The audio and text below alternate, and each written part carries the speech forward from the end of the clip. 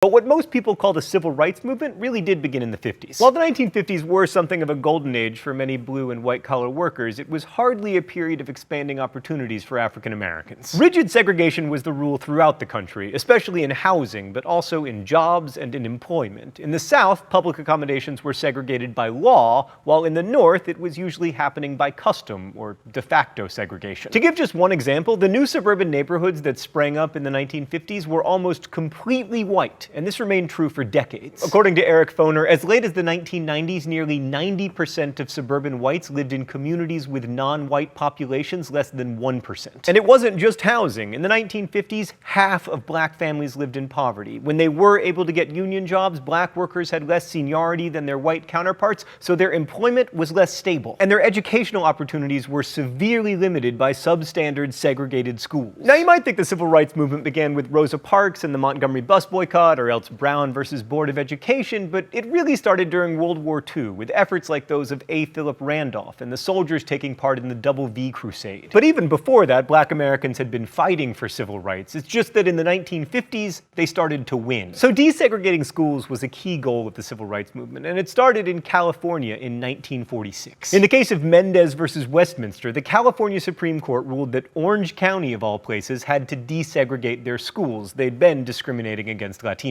And then California's governor, Earl Warren, signed an order that repealed all school segregation in the state. That same Earl Warren, by the way, was Chief Justice when the landmark case Brown versus Board of Education came before the Supreme Court in 1954. The NAACP Legal Defense Fund, under the leadership of Thurgood Marshall, had been pursuing a legal strategy of trying to make states live up to the ruling in Plessy versus Ferguson that required all public facilities to be separate but equal. They started by bringing lawsuits against professional schools, like law schools, because it was really obvious that the 3 classrooms and no library that Texas set up for its African-American law students were not equal to the actual University of Texas's law school. But the Brown case was about public schools for children. It was actually a combination of 5 cases from 4 states, of which Brown happened to be alphabetically the first. The Board of Education in question, incidentally, was in Topeka, Kansas, not one of the states of the old Confederacy, but nonetheless a city that did restrict its schooling by race. Oh, it's time for the mystery document?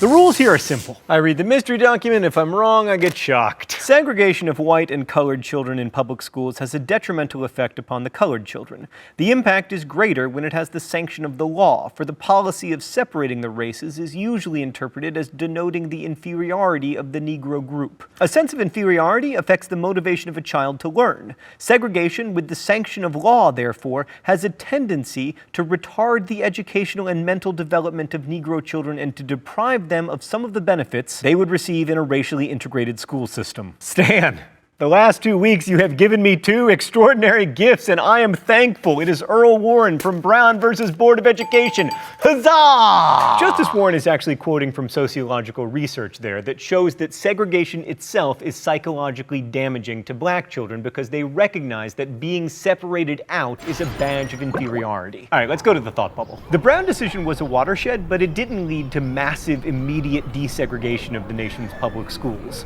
In fact, it spawned what came to be known as massive resistance in the South. The resistance got so massive, in fact, that a number of counties, rather than integrate their schools, closed them. Prince Edward County in Virginia, for instance, closed its schools in 1959 and didn't reopen them again until 1964. Except they didn't really close them because many states appropriated funds to pay for white students to attend, quote, private academies. Some states got so into the resistance that they began to fly the Confederate battle flag over their state capitol buildings. Yes, I'm looking at you, Alabama and South Carolina. On December 1st, 1955, Rosa Parks refused to move to the back of a bus in Montgomery, Alabama, and got arrested, kicking off the Montgomery bus boycott that lasted almost a year. A lot of people think that Rosa Parks was simply an average African-American working woman who was tired and fed up with segregation, but the truth is more complicated. Parks had been active in politics since the 1930s and had protested the notorious Scottsboro Boys case. She'd served as secretary for the NAACP, and she had begun her quest to register to vote in Alabama in 1943.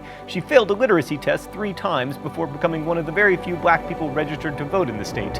And in 1954, she attended a training session for political activists and met other civil rights radicals. So Rosa Parks was an active participant in the fight for black civil rights long before she sat on that bus. The bus boycott also thrust into prominence a young pastor from Atlanta, the 26-year-old Martin Luther King Jr. He helped to organize the boycott from his Baptist church, which reminds us that black churches played a pivotal role in the civil rights movement.